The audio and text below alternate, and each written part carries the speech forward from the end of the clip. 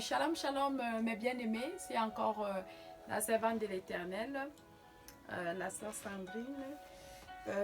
Alors, je reviens vers vous pour une nouvelle vidéo. On va parler de beaucoup de choses aujourd'hui. On va parler du cœur. Vous savez, le cœur s'écrit dans la parole de Dieu. Garde ton corps plus que tout.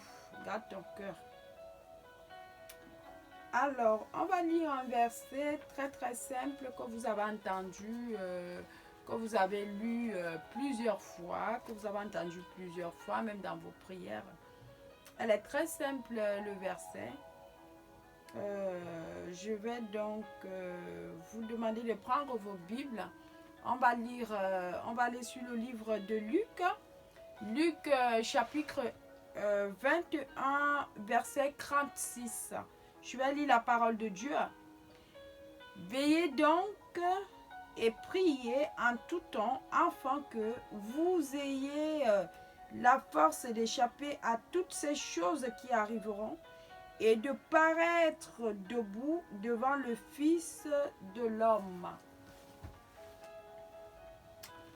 Alors, la vidéo, je voulais la faire en deux parties. Je vais voir comment ça va se passer, ou je vais la faire parce qu'elle est très longue, la vidéo. Elle sera très longue, elle fait plus d'une heure de temps, donc ça ne sera pas possible que je la fasse d'un coup. Donc du coup, je vais faire première partie et deuxième partie pour parler du cœur. Il y a beaucoup de choses où on peut parler du cœur. On peut faire même tout un séminaire, seulement parler du cœur, parce que le cœur de l'homme, c'est l'homme. Le corps de l'homme, c'est l'homme, c'est comme on va voir tout à l'heure. Dans le corps, il y a la foi, il y a l'espérance, il y a tout ça qui va dans la vie chrétienne. Si on perd toutes ces choses-là, la vie chrétienne aussi est en danger. C'est pour cette raison qu'il y a beaucoup de personnes qui rétrogradent, beaucoup de personnes qui abandonnent la foi.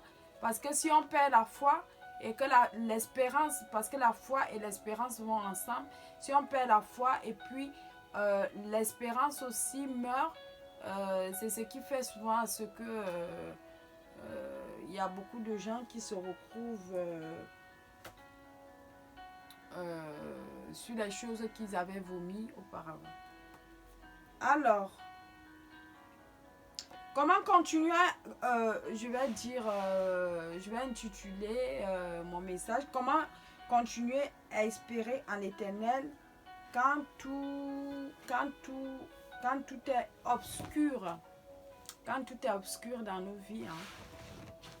On passe tous souvent des moments très difficiles, les moments amers, les moments acides, les moments vraiment très parfois que tu vas te rendre compte que tu avais des amis t'ont abandonné, tu avais la famille t'a abandonné, parfois tu peux avoir des enfants qui t'abandonnent, parce que souvent dans ces moments difficiles là, on trouve rarement, et c'est parfois Dieu aussi qui permet ces choses-là. Alors, comment continuer à espérer en l'Éternel quand tout est obscur? Alors, qu'est-ce qu'on va faire? On va parler à notre cœur. On va parler beaucoup au cœur. Pourquoi on va parler au cœur? Parce que le cœur, c'est dans le cœur où se déposent beaucoup de choses. On va parler au cœur parce que quand tu es affaibli, quand tu es découragé, quand rien ne paraît plus rose, comme on a l'habitude de dire dans la vie, quand tout ne paraît plus rose, quand tout paraît noir, il faut garder son cœur pur, il faut garder vraiment son cœur. Parce que c'est dans le cœur que tout se passe. Alors, qu'est-ce qui se passe ici quand tout paraît noir?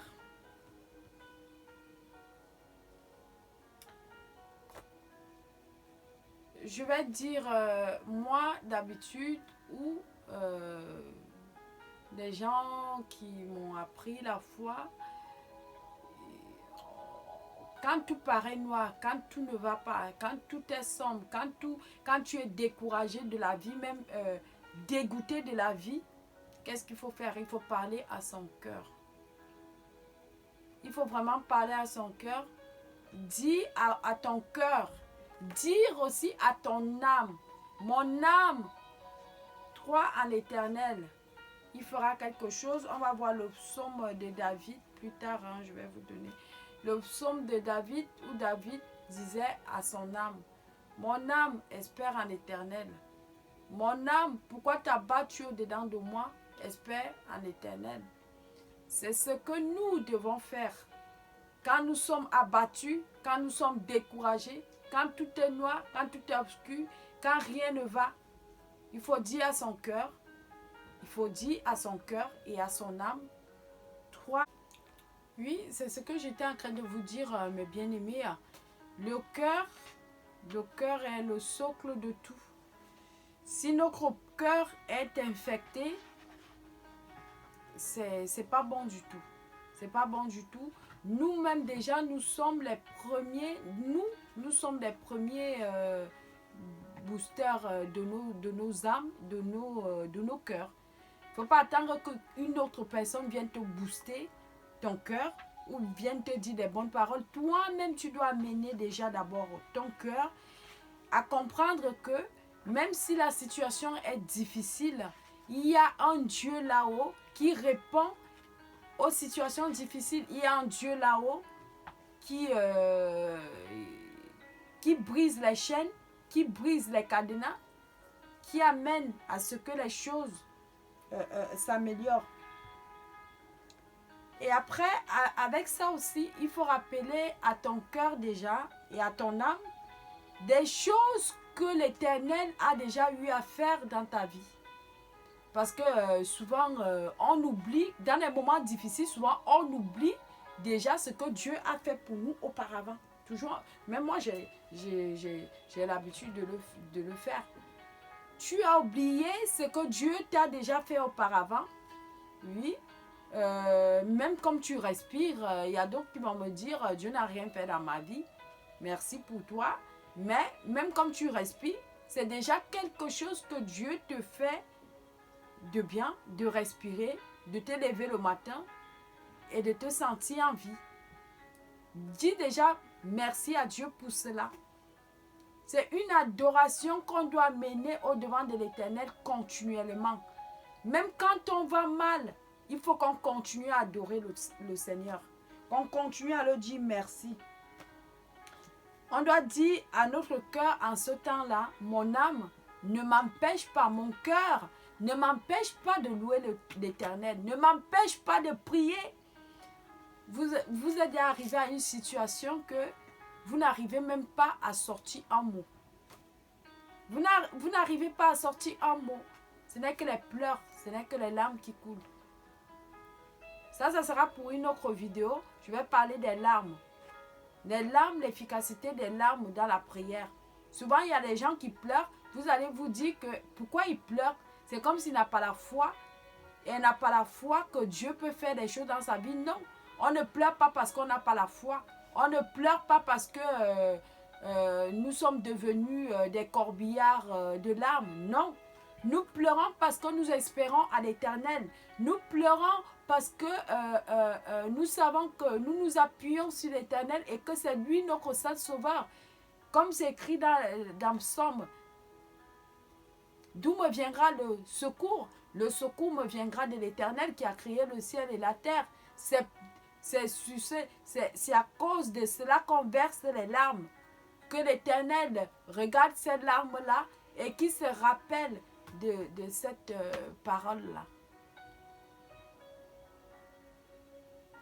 Alors, ici, dans la souffrance, on a plus souvent envie de prier, on est faible, on se dit, pourquoi je vais prier? Même moi, il m'est arrivé, dans des moments difficiles, dans des moments amers, je me suis dit, ça ne sert plus à rien de prier. Mais c'est quand c'est vraiment, quand c'est comme ça, c'est où il faut prier.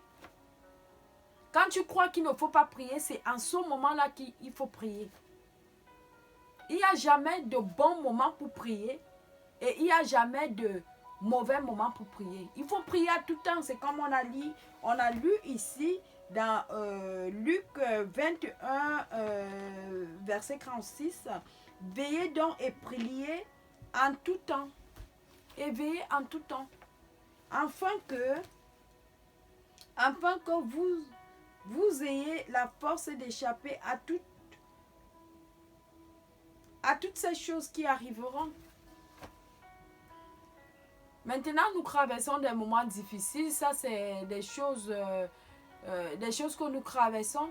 Il y a des moments encore qui viennent encore plus difficiles que ça dans le monde. Hein.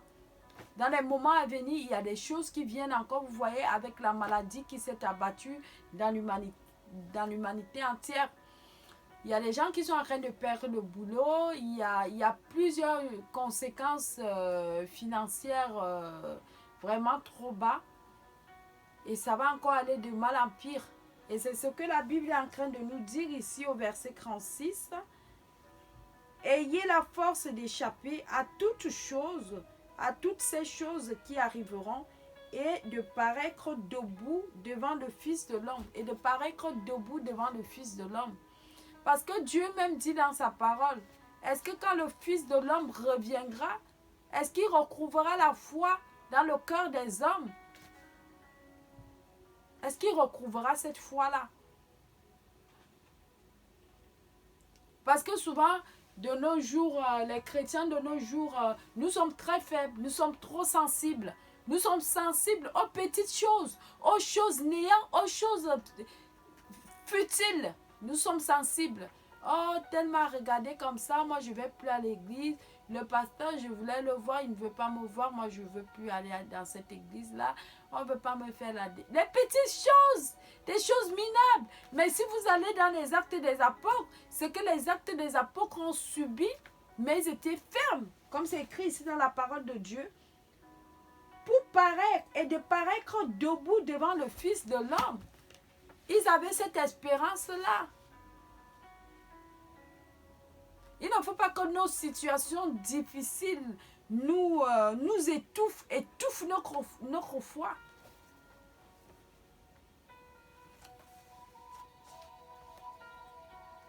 Parce que la foi, c'est ce qu'on dit d'habitude.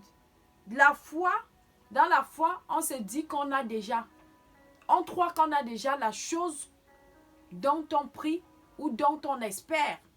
Mais l'espérance nous dit que la chose arrivera certainement. Je vais répéter.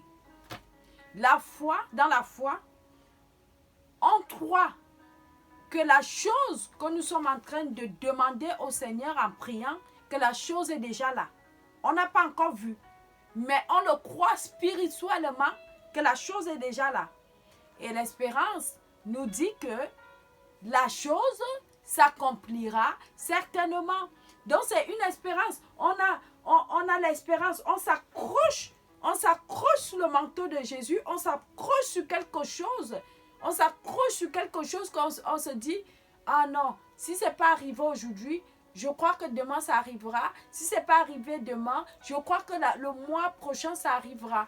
On a cette espérance-là. Et la foi et l'espérance vont ensemble. Et si la foi et l'espérance vont ensemble, ce sont ces choses-là qui alimentent notre cœur. Dans notre vie, même on va laisser que chrétiens, hein, même les non-chrétiens, ils ont la foi sur leur... Quand un non-chrétien te parle, il va te dire que j'ai la foi que ce que je suis en train d'investir, ce que je suis en train de faire va marcher.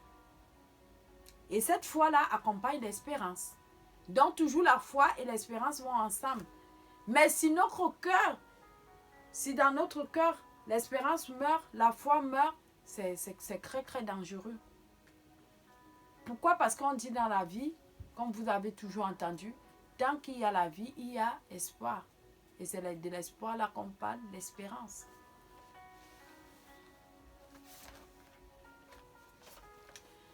Vous savez, parfois dans la vie, notre cœur veut entendre nous-mêmes notre seul prédicateur de notre cœur, notre fort prédicateur de notre cœur, c'est nous-mêmes.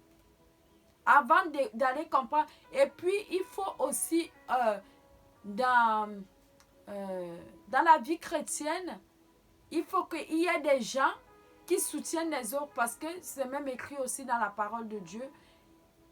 Quand Jésus a dit à Pierre, le diable t'a réclamé, mais moi j'ai prié pour toi.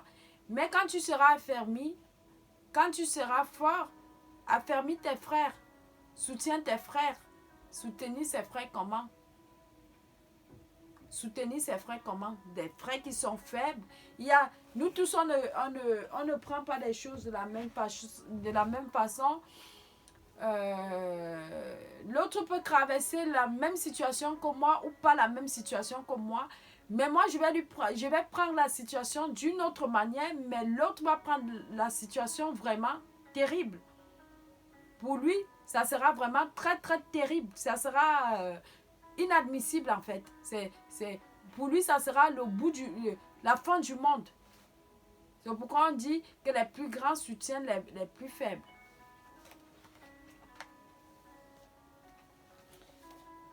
Quand tu ne peux plus prier, dis quand même à ton cœur, mon cœur, on va encore faire une dernière prière. On va encore faire une prière. Quand tu ne peux plus parler, même quand tu ne peux plus t'agresser, mets tes genoux par terre. Pleure si tu veux pleurer. C'est une sorte d'adoration aussi, c'est une sorte de prière, les pleurs. Mais attention, ce n'est pas toutes les pleurs que Dieu agrée. Parce qu'il y a les pleurs là qui ne sont pas... qui ne font pas partie de la prière. Hein. Il y a les pleurs, oui, que Dieu agrée, parce que oui, vraiment, ces pleurs sont spécifiques sont des pleurs à des prières spécifiques.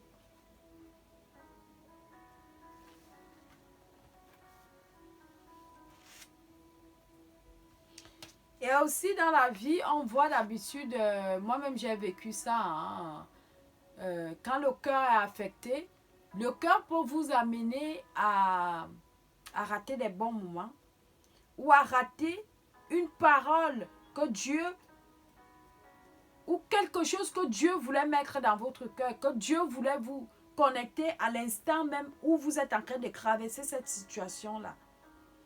Vous savez, quand on traverse une situation ou quand on traverse des moments difficiles, souvent il ne faut pas laisser que l'amertume t'emporte. Parce que dans un cœur plein d'amertume, tu ne peux pas adorer Dieu. Non, non, non, tu ne peux pas adorer Dieu. Tu ne peux même pas t'agresser à Dieu. Dieu ne t'écoute pas, le Saint-Esprit n'est pas là. Puisque ton cœur saigne. C'est quelle parole tu vas agresser à Dieu? Et dans ces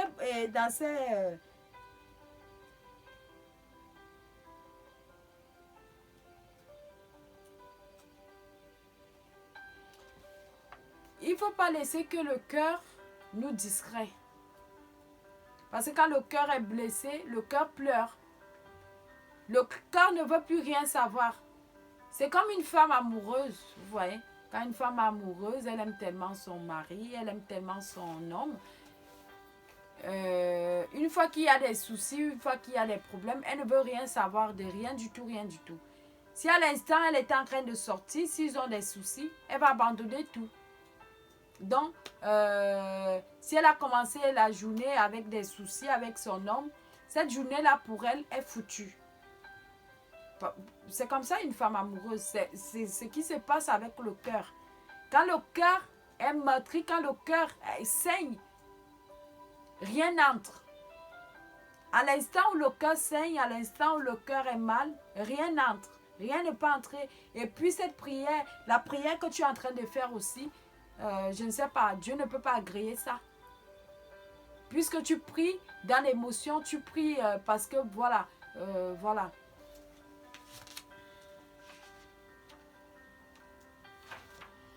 Mais souvent, dans la vie, c'est comme je vous ai dit tout à l'heure, dans ces moments-là, tu es faible, tu ne peux rien, il faut prier quand même. Il faut adorer, il faut Il faut adorer. Il faut adorer. Dans les moments difficiles, dans les moments où le cœur saigne, dans les moments où on est abattu, on peut encore faire une prière. La prière de la fin, on ne sait pas. Tu as dit oui, je vais prier pour la dernière fois. Il y a quelqu'un dans la Bible qui a fait la prière de la fin. On l'appelle Samson. Il a dit pour une fois, seulement pour cette fois, Seigneur, donne-moi la force. Donne-moi la force que je me venge sur ces Philistins. Et Dieu l'a donné la force pour cette fois. Et on dit dans la Bible que ce jour-là, Samson a tué plus de Philistins même que quand il était en forme, quand il vivait. Pourquoi les Philistins l'avaient percé, je n'entre pas dans l'histoire de Samson. Voilà. Pour ceux qui auront envie de voir, allez voir allez sur le livre de Jules, vous allez voir tout ça. Et ce qui affecte encore notre cœur, c'est l'inquiétude. Ne laissez jamais l'inquiétude. Parce que c'est l'inquiétude qui amène ce qu'on appelle, dans la vie des chrétiens, vous allez entendre que le chrétien est tombé dans la dépression. Il est tombé dans la dépression, il est dépressif. Son cœur ne va pas bien. C'est l'inquiétude. On s'inquiète. On n'est pas tranquille. Là, le stress monte.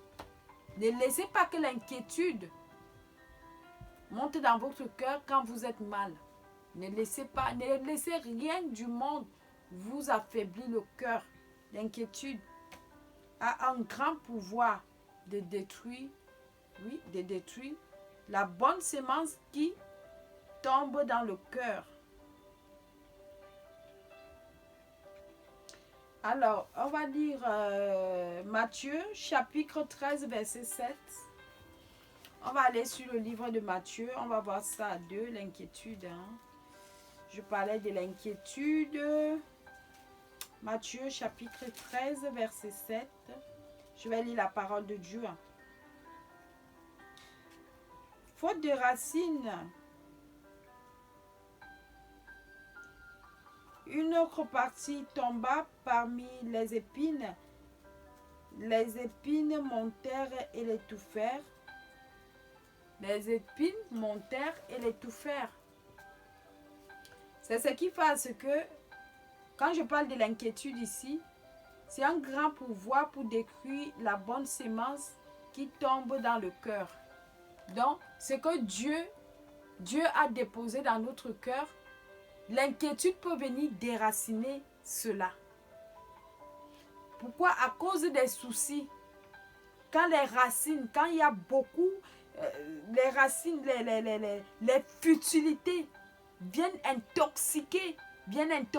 C'est ce qu'on appelle l'inquiétude. C'est ça qui intoxique. Ça vient intoxiquer la sémence, la bonne sémence qui est dans votre cœur. Et là, c'est pas bien. C'est très, très dangereux. La sémence est tombée dans la bonne terre, mais les soucis l'ont étouffée. C'est ce que je suis en train de dire. Beaucoup de personnes voient souvent les hommes de Dieu et ils disent homme de Dieu, j'ai beaucoup prié, j'ai fait ceci, j'ai fait cela, mais ça n'a pas marché. Mon frère, ma soeur, tu as beaucoup prié, il faut prier encore. Parce que c'est dans la prière qu'on a la solution. C'est que moi, je ne peux pas te donner un autre conseil que la prière. Personne ne va dire que j'ai prié, plus que j'ai fini toute la prière. Personne ne peut finir la prière. La prière est toujours disponible. Personne ne va dire que j'ai prié jusqu'à prière, la prière est finie. Parce que, oui, dans le monde, on va dire, j'ai étudié jusqu'à finir l'école. Mais il n'y a pas de fini de prière. Tu as prié jusqu'à... Tu es fatigué, prie encore. Prie encore. Il y a les hommes de la Bible là qui ont prié. Ils ont prié, ils ont vu les résultats. Prie. Tant que tu n'as pas eu le résultat, ce que tu attends, continue à prier. Change de façon de prier. Prie. Jeûne, prie. et sépare-toi. Prochainement, je vais parler de la séparation parce qu'il y a beaucoup de chrétiens qui ne se séparent pas. Ils prient, ils jeûnent, mais ils ne se séparent pas. Pourtant, Dieu nous demande dans la prière, dans les prières que nous sommes en train de faire, dans la consécration d'un enfant de Dieu, tu dois te séparer. Tu dois te séparer de beaucoup de choses qui vont te faire mal. C'est comme si on prenait le poignard et on te mettait dans ton cœur. Oui. Si tu n'as pas encore fait ça dans ta vie, si tu n'as pas encore fait ça dans ta vie chrétienne, tu n'as pas encore traversé l'étape 2. Il y a première étape, il y a étape 2, il y a étape 3, 4, 5, 6, 7. Dans la vie chrétienne, il y a les étapes. Ah bah oui. Il y a les étapes à suivre. Ah. Mon cœur, si tu n'as plus le courage de prier, prie. Vous voyez souvent dans la vie, il y a des gens, j'ai des soeurs et des frères qui me disent parfois, non, ton Jésus est lent. On va chercher ailleurs. Jésus est lent. On va chercher ailleurs. Mais moi, je vais te dire, mon frère, ma soeur, Jésus n'est pas lent. Souvent, on cherche les choses du monde. Vous voyez, les choses du monde, c'est bien. Hein? Moi-même aussi, les choses du monde me font du bien. C'est grâce à ça que je peux m'habiller. C'est grâce à l'argent que je peux... comme je fais une vidéo comme ça, j'ai acheté ceci, cela. C'est grâce à cet argent-là. Les choses du monde, ça nous fait du bien. On vit dans ce monde, on n'est pas de ce monde, mais on vit quand même dans ce monde. Alors, vous savez, dans la vie, lorsque vous avez des problèmes que vous n'arrivez plus à exprimer, lorsque vous n'avez plus de force à chercher les choses dont vous soupirez, les choses de ce monde, je vais dire le mariage, les changements de situation, les enfants, je ne sais pas, les promotions, je ne sais pas, il y a beaucoup de choses que nous cherchons, que les enfants de Dieu parfois cherchent, même si ce ne sont pas les enfants de Dieu, que tout le monde cherche. Pardon. Et quand vous voyez que dans ces choses-là que vous avez cherchées, vous êtes fatigué, vous n'arrivez pas. Vous avez cherché avec vos propres forces, vous avez boxé, vous êtes allé là-bas. Les choses qui ne sont pas les choses de Dieu. Le diable reprend souvent. Le diable ne donne rien pour rien. Tu vas aller chez le marabout. Tu vas aller chez la dame. On t'a dit qu'il y a une dame là-bas. Elle va te faire de l'eau. Tu vas te laver avec. Et après, tu vas avoir le mari. Ou tu vas te laver avec. Tu vas avoir beaucoup d'argent. Tu vas te laver avec. Tu vas chercher la promotion. Tu vas te laver avec. Faites attention avec ces choses-là. En ce moment où nous sommes, ces choses-là, il n'y a plus de temps pour ça. Le temps maintenant qu'il faut donner, c'est Dieu. Il faut chercher Dieu. Il faut t'accrocher à Dieu. Ce n'est pas grâce à l'homme avec qui tu es là que tu vas monter les échelons. Ce n'est pas grâce au travail que tu as que tu ne vas pas mourir de faim. Ce n'est pas grâce à tes enfants. Je ne sais pas. Tu t'accroches sur quoi? Ce n'est pas grâce à ça. Parce que Dieu est capable, même avec ces choses dont tu t'accroches, Dieu est capable aujourd'hui de dire stop. Si c'est le mariage, si c'est l'homme, si c'est le travail, Dieu arrête tout. Ou même la mort te prend. Dieu a fait ça à un homme dans la Bible. On l'appelait la femme de David. David a épousé une dame, comment on appelait Abigail. Le mari d'Abigail, là, celui qui était insensé. L'insensé. Il avait beaucoup d'argent, il avait beaucoup de biens.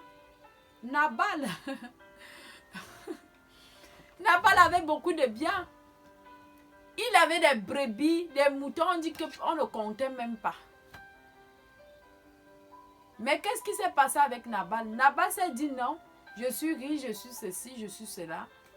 Personne ne peut prendre dans mon grenier ou c'est quoi. Il comptait ses trucs tous les jours. Mais il ne savait pas que le jour qu'il avait compté ces animaux-là, il avait compté ses richesses ou ses argents dans la banque, le même soir, c'était dit que Dieu avait mis fin à ses jours. Ne t'appuie pas sur les choses du monde. Et si tu as trop cherché même ces choses-là, tu souffres tellement pour avoir ces choses-là, tu n'arrives pas. Tu as tout fait, tu n'arrives pas. Tu veux aussi exceller comme les autres, tu n'arrives pas, mon frère, ma soeur. Tu viens te présenter Jésus. Je te présente encore Jésus pour la deuxième fois. Je te présente encore Jésus pour la troisième fois. Je te présente Jésus pour la première fois. Je ne t'ai pas dit qu'avec Jésus, tu vas construire les bras de ciel. Je ne t'ai pas dit qu'avec Jésus, tu n'auras pas de pleurs. Je ne t'ai pas dit qu'avec Jésus, ça sera tout rose. Mais avec Jésus, tu auras la victoire. Sur tous tes combats, tu auras la victoire. Avec Jésus, tu seras toujours la tête et non la queue.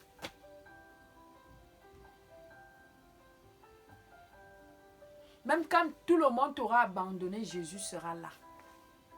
Tu vas sentir ça. Tu vas sentir sa présence. Tu vas le sentir. Tu vas sentir qu'il est là.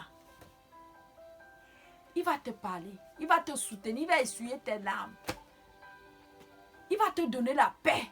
La paix que les hommes cherchent, je ne sais pas, chez les ngangans, chez les satanistes, chez les occultistes. Jésus donne cette paix-là gratuite. Je te présente Jésus gratuitement. Il est gratuit.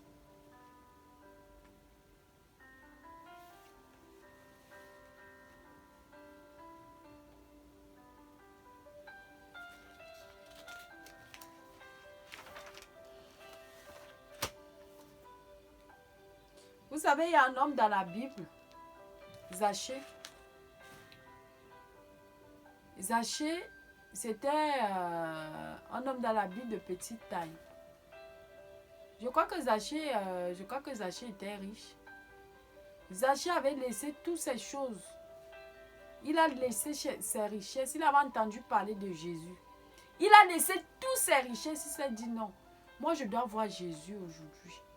L'homme que j'entends parler de Jésus, il fait des miracles, il fait ceci, il fait cela. C'est un homme de bon cœur. Il faut que je voie Jésus. Zachée n'avait pas pris sa voiture pour aller voir Jésus. Zachée n'a pas pris les chevaux pour aller voir Jésus. Zachée n'a pas pris les gardes, les gardiens ici ou les policiers par-ci. Il n'avait pas pris tout ça. Il avait laissé tout ça derrière. Vous savez ce que Zachée avait fait? Zachée était monté sur l'arbre, sur le sycomore pour voir Jésus. Seulement pour contempler Jésus. Il n'était pas parti parce qu'il était malade. Zachée n'était pas parti parce qu'il voulait l'argent. Zachée n'est pas parti parce qu'il voulait... Zachée est parti pour contempler Jésus. Pour contempler la magnificence de Jésus.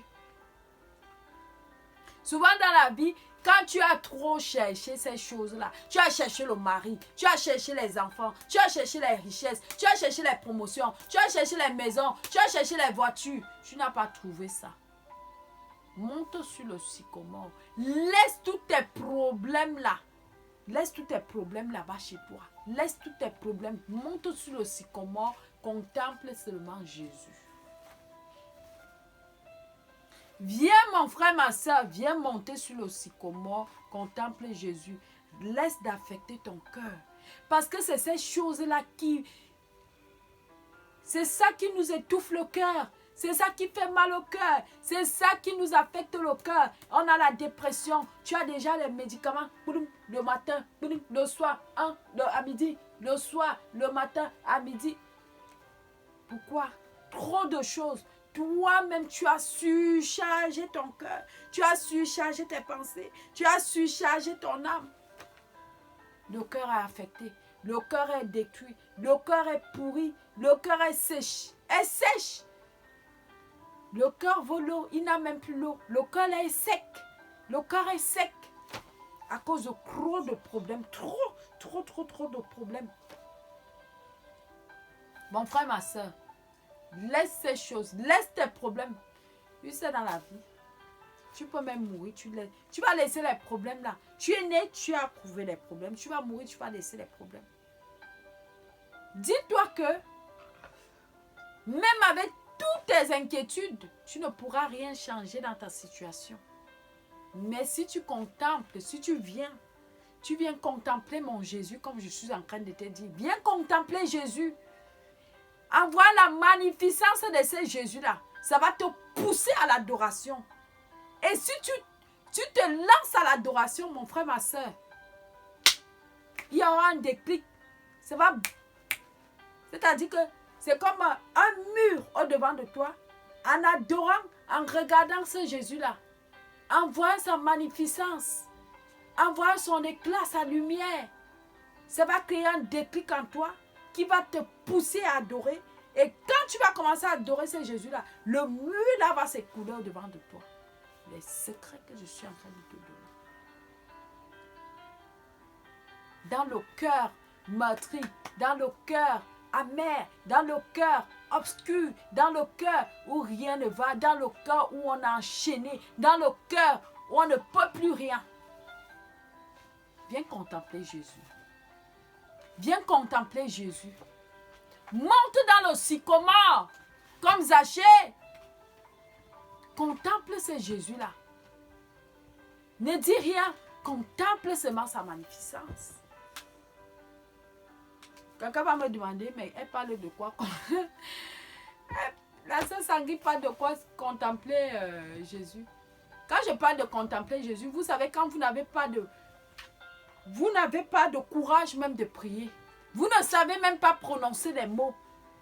Mettez l'adoration. Prends ton téléphone, mets une adoration, que ça chante. Je ne dis pas les adorations, on fait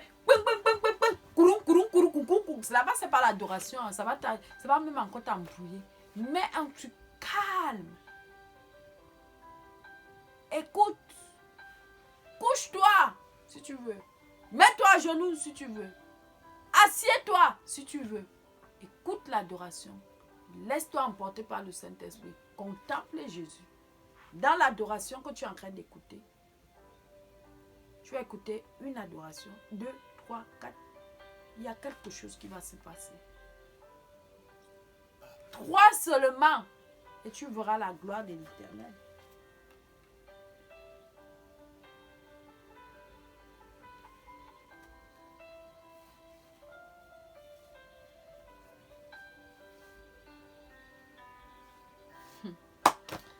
Ah, mon frère, ma soeur, au milieu des plus grands, des douleurs, des grincements de dents, des grincements de dents. Qui a déjà traversé les grincements de dents? Tu traverses une situation difficile comme ça, tu te dis. Il y a des gens qui dorment ma famille. Hein. Celui-là, vraiment, c'est pas qu'il gêne, mais le matin arrive, il ne sait pas quoi il va mettre dans la bouche. Il dort comme ça, il redort comme ça, il redort comme ça. Il y a des gens, ils n'ont pas où dormir. Ils n'ont pas où dormir. Le matin comme ça, il se lève, il se demande en lui-même où je vais passer la nuit. Il y a des souffrances, il y a des gens qui souffrent.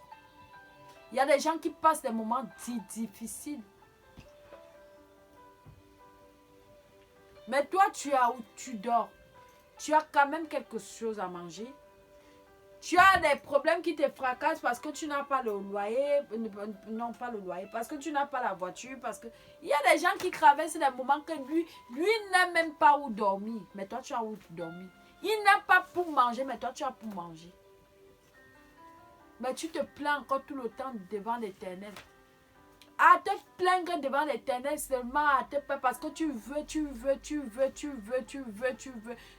veut aussi que toi aussi maintenant là tu commences à l'adorer. Attendez, je vais vous donner un secret.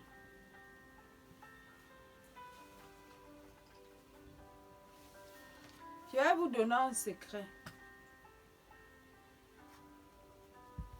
Vous savez, les 24 vieillards, on dit que les 24 vieillards adorent Dieu qui est dans les cieux. Le Dieu qui a créé le ciel et la terre. Le Dieu redoutable. Le véritable Dieu. le Dieu fidèle, le Dieu vivant. J'irai, Adonai papa, Adonai mon Dieu. Les 24 vieillards l'adorent.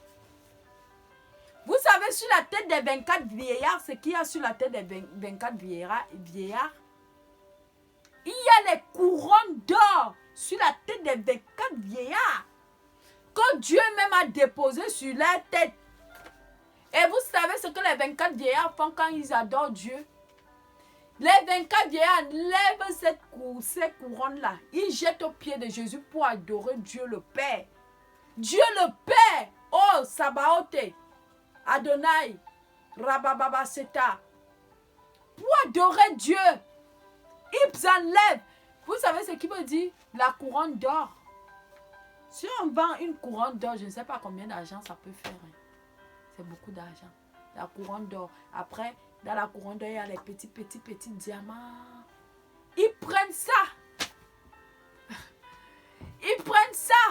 Et ils jettent au pied du Seigneur Jésus pour adorer le Père. Vous allez me dire ici, mais pourquoi la sœur sanguine nous amène sur ça? Je vais vous donner un secret aujourd'hui.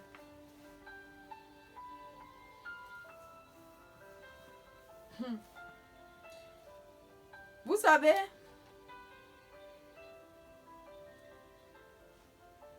l'adoration, c'est que l'adoration, c'est jeter ce que l'on est.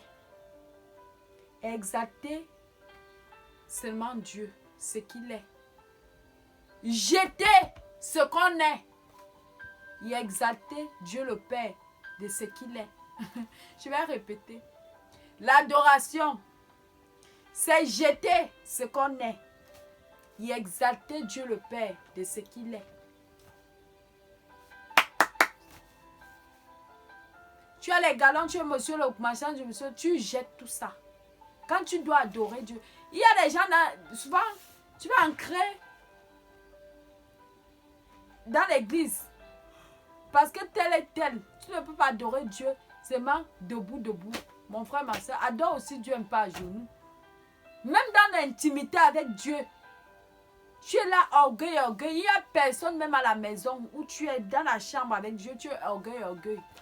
C'est quel genre d'adoration ça?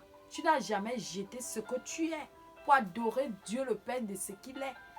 Ça veut dire que toi, tu jettes Dieu le Père ce qu'il est pour t'adorer toi ce que tu es. Oui.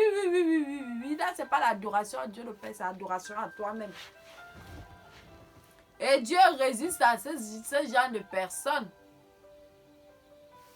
Attendez.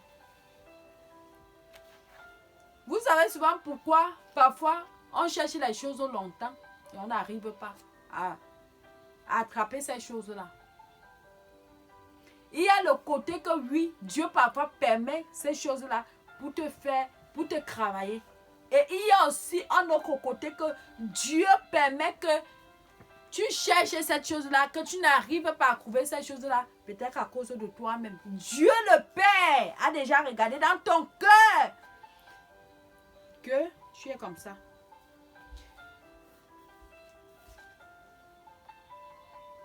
C'est parce que Dieu le Père ne voit pas encore en vous la capacité de jeter cette chose qui t'a donné, cette chose que tu es pour l'adorer. Cette chose que tu as de plus précieux pour l'adorer. Tu n'es pas encore capable de jeter cette chose qu'il veut te donner. En fait, il y a une femme qui va dire que je veux les enfants. Quand Dieu va te donner les enfants là, les enfants vont passer avant Dieu. Quand Dieu va te donner le mari là, le mari passe avant Dieu. C'est pourquoi Dieu hésite encore. C'est pourquoi parfois, même le travail, il y a les gens qui font le travail. Moi, j'ai fait ça une fois. Et j'ai crié au Dieu. J'ai crié à Dieu la repentance. Je me suis repenti. J'ai dit Dieu pardon. Je partais au travail le dimanche. Je me dis, c'est moi qui t'ai donné le travail. Je dis oui. Pourquoi tu vas au travail le dimanche alors que tu dois aller me louer? Je dis parce que j'ai besoin d'argent. Mais je dis, mais il y a les autres aussi qui vont au travail le dimanche. Tu n'es pas les autres. Si Dieu te dit Nothing, nada, ne fais pas. No hay que hacerlo.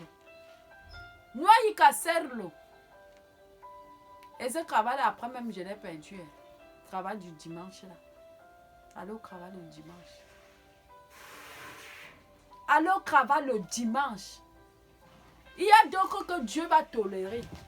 Mais si tu n'es pas, tout le monde n'est pas pareil. On n'est pas tous pareils. Dieu peut tolérer pour l'autre. Que lui, elle parle au travail. Tu ne connais pas son contrat là-bas avec Dieu. Dieu peut tolérer. Et elle est bien chrétienne. Et elle suit bien les choses chrétiennes. Elle est dans le Seigneur. Dieu tolère.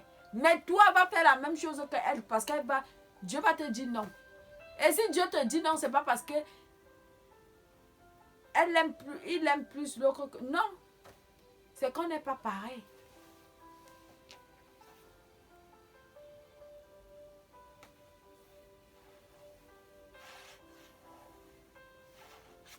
C'est pourquoi on cherche souvent les choses longtemps. On est là, on cherche. On est là, on prie. On jeûne. On crie sur quelque chose. On envoie le feu. Sur la même chose, c'est passé déjà. On cherche encore toujours la même chose, la même chose. C'est parce que Dieu voit en toi.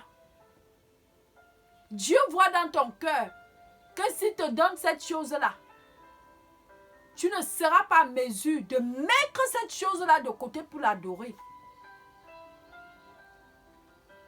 Ah oui. Il y a d'autres qui vont dire, je cherche le travail, je cherche le travail. Dieu a vu que s'il te donne le travail là, tu n'es pas en mesure de payer la dîme tout le temps. Quand on cherche le travail du soir, oh Seigneur, pardonne-moi, il va donner la dîme. Oh, moi-même j'ai fait ça, Seigneur, pardonne-moi. Moi-même qui parle là, je suis dedans. Je ne paye pas ma dîme, il y a parfois, le mois arrive, il faut aller payer la dîme, je sais. Tu sais pourquoi Dieu t'a donné le travail. Ce n'est pas Dieu qui t'a donné le travail. C'est Dieu qui t'a donné le travail. Hein? Tu ne peux pas aller soutenir l'œuvre de Dieu pour aller donner la dîme là-bas. À l'église, il faut payer le courant, il faut payer la lumière, il faut payer la salle. Ça tombe du ciel. Si tu ne donnes pas ta dîme, on va payer avec quoi? Je n'aime pas parler de l'église on va dire que venez acheter Jésus. Je n'aime pas dire ça. Je parle de la dîme.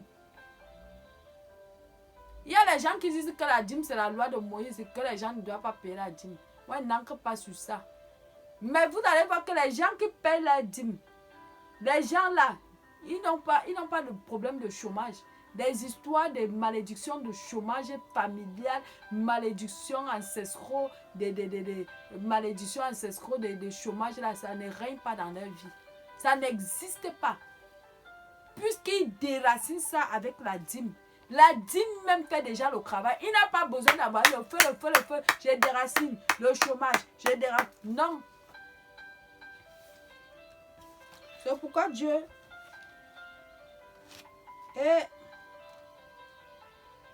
désire Dieu, aime Dieu, soupire à Dieu. Cherchez le Dieu de la Bible. Cherchons le Dieu de la Bible. C'est lui seul qui est capable. Gardons notre cœur. Plus que toute chose, garde ton cœur.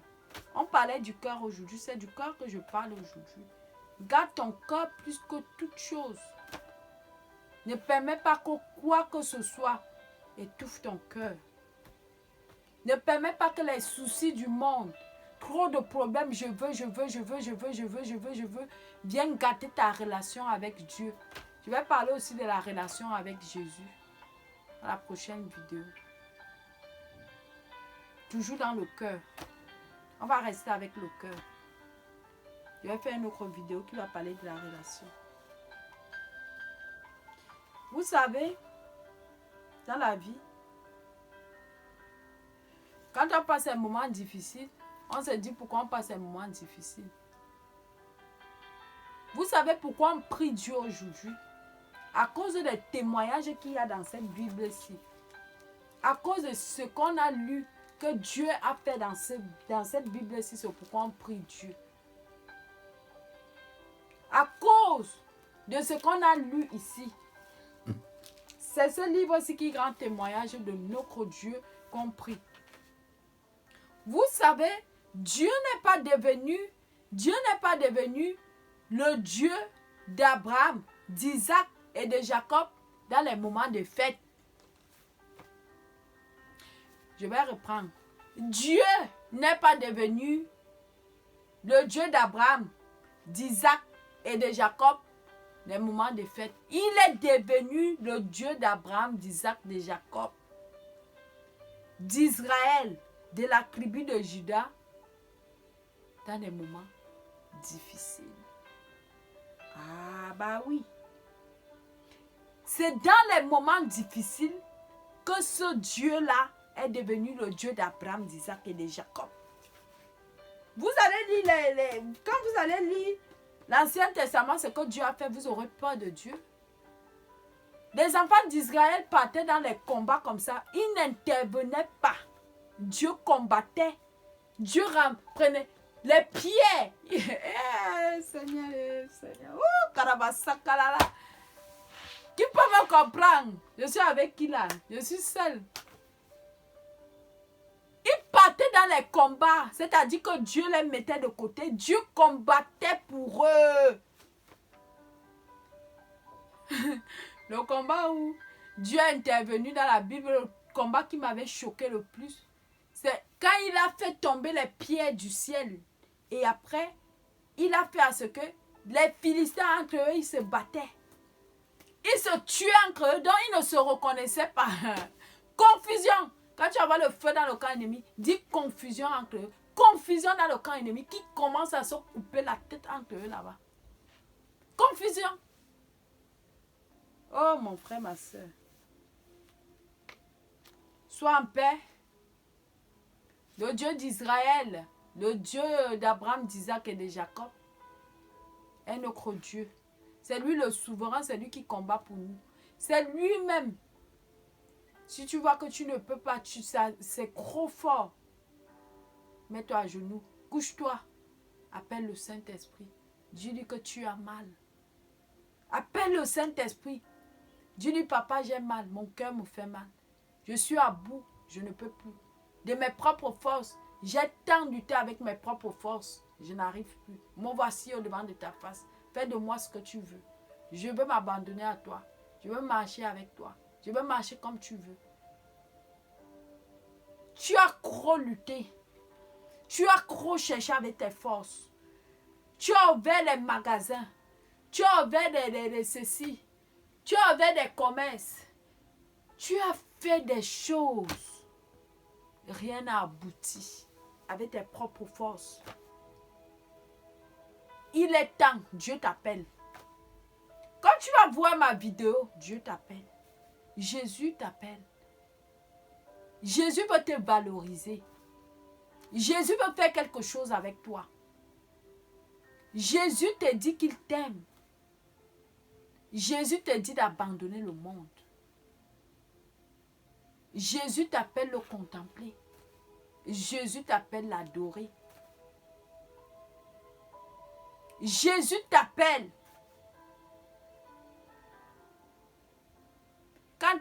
Combien de temps tu vas encore endurcir ton cœur en disant que c'est les églises là, je ne vais pas là-bas. Combien de temps tu vas encore endurcir ton cœur en disant que j'ai prié, je n'ai rien vu. Tu as prié quoi? Tu as prié comment? Et même si tu as prié, prie encore. On va voir même dans la Bible ici là. Vous allez aller dans le Nouveau Testament. Même Jésus qui était le Fils, qui est le Fils de Dieu, pas qui était, parce qu'il l'est. Il n'est pas mort, il vit, il est ressuscité. Même Jésus qui est le Fils de l'homme, il n'a pas prié une fois. Pour certaines maladies, il priait et il repriait. Comme l'aveugle, l'enfant qu'il avait, l'enfant là, était aveugle. Il avait pris la boue. Il a mis sur les yeux de l'enfant. Il a demandé, est-ce que tu vois? Il a dit, non. Il a repris, il a remis. Il lui a demandé, est-ce que tu vois? Il a dit, je vois des arbres se déplacer comme des hommes. Il a encore pris l'ami. C'est où la personne avait vu. Jésus n'a pas prié une fois. Il y avait des situations que Jésus priait encore. Encore et encore. Élie a fait arrêter en Israël la pluie pendant 3 ans et 6 mois. C'était dans la prière. Et quand il fallait que la pluie revienne, il a prié encore et encore. Élisée, quand l'enfant était mort, l'enfant de la femme qu'il avait prié, la femme était stérile et la femme a enfanté. Quand le petit garçon était mort, Élisée n'a pas prié une fois. Élisée a prié encore et encore et encore. L'enfant s'est réveillé. Combien d'exemples je peux donner dans la Bible? Ceux qui ont prié encore, encore, encore, encore. Abraham n'a pas prié une fois. Il a prié encore et encore et encore, je ne sais pas, jusqu'à 25 ans, avant d'avoir le fils de la promesse. Anne n'a pas prié une fois. Et elle a prié encore et encore et encore, encore. Même quand ça fait mal, prie encore, agresse encore une prière, appelle encore, donne encore un souffle à ta voix, crie encore. Il est là, le dernier souffle de Samson a tué plus de 3000 Philistins.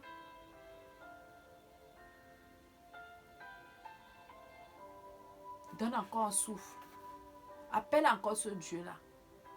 Et toi qui ne connais pas Jésus, viens, il t'appelle. Maraboué, maraboué, maraboué, maraboué, tu as fait ça, ça n'a pas donné. Plutôt tu t'es enfoncé même encore. Tu as perdu des millions, tu as perdu des argents, tu as perdu tout, tout, tout, tout. Même l'homme qui voulait t'épouser, ou l'homme t'a épousé, il est parti, ou machin, tout, tu as tout perdu. Tu es redevenu plus qu'avant, à zéro. Dieu t'appelle. Dieu t'a fait traverser tout ce temps-là pour te dire que la solution, c'est seulement avec lui. Jésus est encore disponible. Jésus n'est pas fini. Il est disponible et il est gratuit. Il est gratuit. Pour ce, je vais vous laisser, mes frères et sœurs. On va se voir pour la prochaine vidéo. Je vais vous dire shalom, shalom, shalom.